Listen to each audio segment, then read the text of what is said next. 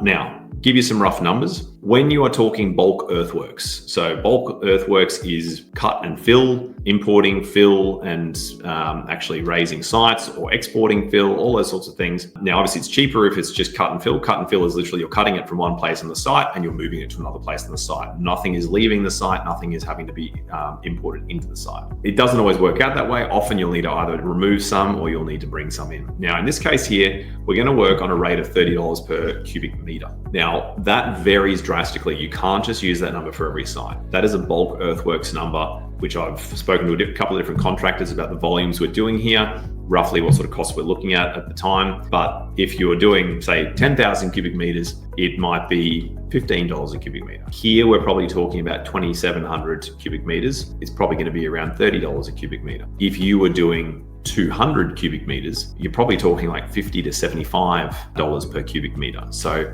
the cost of earthworks per cubic meter is a huge range depending on the volume you're doing. Because if you think about it, if the fixed costs that you have to do earthworks is you need to get the machinery on site. That's a cost regardless. Well, if they're turning up to do 200 meters, which they're going to knock over like that, or if they're turning up to do 10,000 cubic meters, they've still got to get the machines to site. That cost, that setup cost is there regardless. So that's why you do get an economies of scale the more you've got to do.